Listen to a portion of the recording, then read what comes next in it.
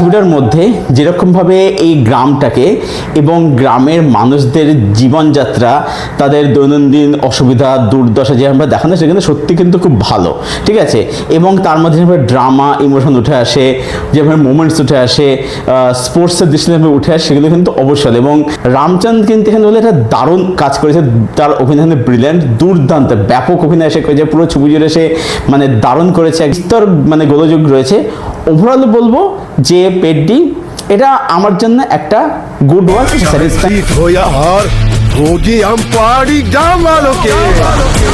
Hello everyone, আমি Souvik, welcome to সিনেগানি। এই ভিডিওতে কথা বলবো লেটেস্ট রিলিজ হওয়া তেলুগু সিনেমা পেড্ডি নিয়ে, যেটার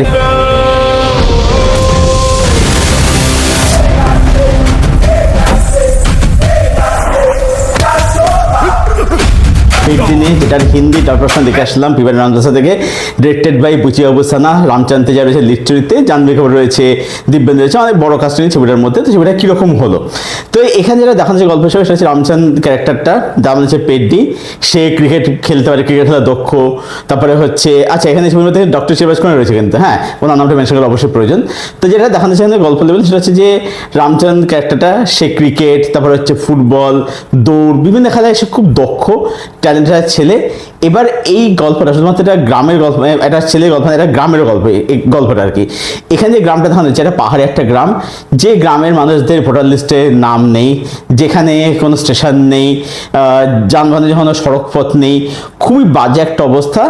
এইবারে এই গ্রামটাকে মানে একটা জায়গা আনতে নাম করতে গেলে রামচন্দ্রের ক্যারেক্টারটাকে, যেটা বুঝতে পারছেন যে তাকে যে দেশে খেলায় দক্ষ আর কি, তো তাকে স্পেশাল তাকে মেডেল আনে, তাই গ্রামটার একটা নাম সুনাম তাকে নিয়ে আসতে হবে। এটা হচ্ছে গল্প আর কি। এই প্রয়োজনে এই সিনেমাটা, যার রান টাইম হচ্ছে 3 ঘন্টা 9 মিনিট। সিনেমাটার মধ্যে আমার জন্য বেশ কিছু ভালো দিক আছে এবং কিছু ইস্যুসের নেগেটিভ দিক রয়েছে। কি ভালো দিক রয়েছে? ভালো দিক হচ্ছে যে এই ছবিটার মধ্যে যেরকমভাবে এই গ্রামটাকে এবং গ্রামের মানুষদের জীবনযাত্রা, তাদের দৈনন্দিন অসুবিধা দুর্দশা যে আমরা দেখানো, সেখানে সত্যি কিন্তু খুব ভালো, ঠিক আছে।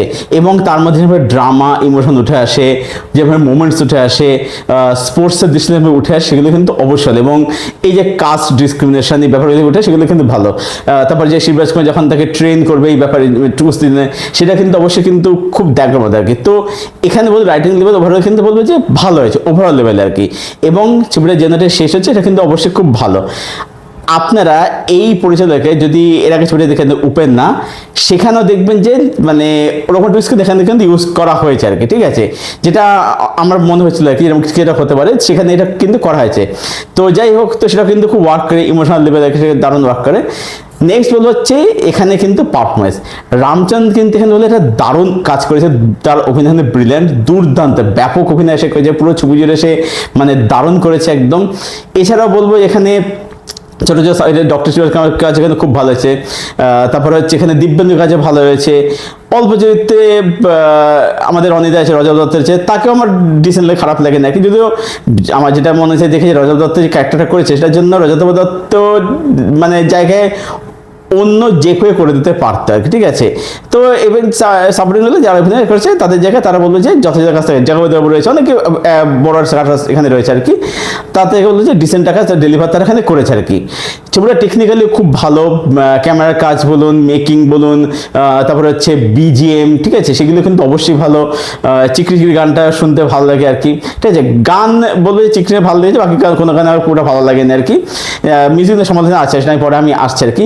আর বিজয় ভাই বললো এখন বিজয় ভাই বলবো এখানে ভালো ডিজাইন করেছে আর কি, মানে মুভমেন্টগুলো ভালো কিন্তু আপলিফ্ট করতে পারে। তো সিনেমাটার মধ্যে এইগুলো হচ্ছে পজিটিভ দিক। এবার নেগেটিভ দিক হচ্ছে, প্রথম কথা এখানে জাহ্নবী পারফরমেন্স আমার একদম বেকার লেগেছে। দ্বিতীয়ত হচ্ছে যে তাদের মধ্যে প্রেমের ট্র্যাকটা, ওটা পুরো বেসলেস, কোনো অর্থ নেই, কোনো মানে নেই। আর 3 নম্বর হচ্ছে এই ছবির মধ্যে জাহ্নবী দেখানো হচ্ছে মানে আপনি শুধু ক্যামেরার কাজ শুধু দেখবেন, জাহ্নবীর ক্ষেত্রে আমি বলছি আর কি, আপনি পুশ করে যাবেন যে জাহ্নবীকে ঠিক কী পারপাস ইউজ করা হয়েছে। আমি সত্যি এখানে বুঝতে পারি না যে মানে দেখুন ওখানে এই সমস্যাটা আছে ভাই, নায়িকারা কী করে এরা অ্যালাউ করে। আজকে আপনি সাইফ আল্লবীকে দেখুন, সাইফ আল্লবীকে দিয়ে আপনি কোনো করাতে পারবেন? কখনো করাতে পারবেন না, কারণ সে এই সব বিষয়ে প্রচণ্ড স্ট্রিক্ট, ঠিক আছে। তো দেখুন শুধুমাত্র ইন্ডাস্ট্রির দোষ দিয়ে লাভ নেই।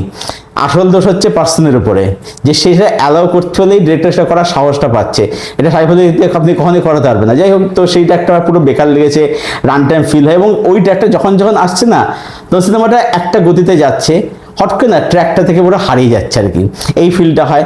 তারপরে হচ্ছে এই যে রামচন্দ্রের লড়াইটা, এই লড়াইটা যখন সে একটা ন্যাশনাল লেভেল পৌঁছাচ্ছে, ওটা যেন হট করে হয়ে যায়।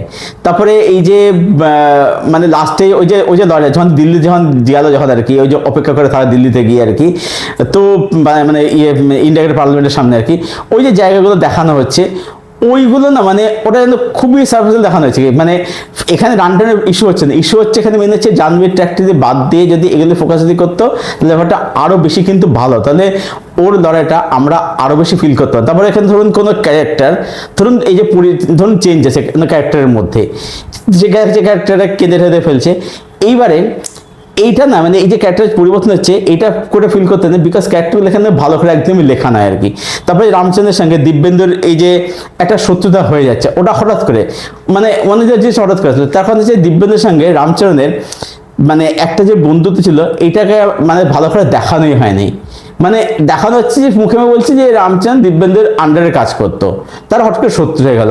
এবার শত্রু তারা তখন নিশ্চয়ই বন্ধু ছিল, তাদের একটা ভালো সম্পর্ক ছিল, সেটা এখানে ফিল এখানে করাই যায় না আর কি। সেটার মধ্যে এই বিস্তর মানে গোলযোগ রয়েছে। ওভারঅল বলবো যে পেডডি এটা আমার জন্য একটা গুড ওয়াচ, একটা স্যাটিসফাইং ওয়াচ। ছবিটা বলবো যে মানে ভালো ছবি হয়েছে, খুব ভালো ছবি হয়েছে, কিন্তু ছবিটা এর থেকেও আরও অনেক বেটার ছবি হতে পারতো। সব মিলিয়ে আমার তরফ থেকে পেডডি এই ফিল্মটাকে রেটিং রইল 7/10। এটাই ছিল আমার রিভিউ পেডডি এই ছবিটাকে কেন্দ্র করে। যারা ছবিটা দেখেনি, দেখবেন প্ল্যান করছেন, হ্যাঁ অবশ্যই একবার দেখুন ছবিটা, ভালো লাগবে, স্যাটিসফাই ভালো লাগবে। দেখে জানান ছবিটা আপনাদের কীরকম লাগে ছবিটা, আর যাদের ছবিটা দেখা হয়ে গেছে আপনাদের কি ওপিনিয়ন সেটা জানাবেন কমেন্ট করে। আপনাদের কমেন্টের উত্তর আমি অবশ্যই দেবো। আর এই ভিডিওটা ভালো লাগলে ভিডিওটাকে অবশ্যই লাইক করবেন, সেটা চ্যানেলটাকে সাবস্ক্রাইব করে চলুন। ভিডিও এখানে শেষ করে সাবস্ক্রাইব করে till then stay best, keep watching good content.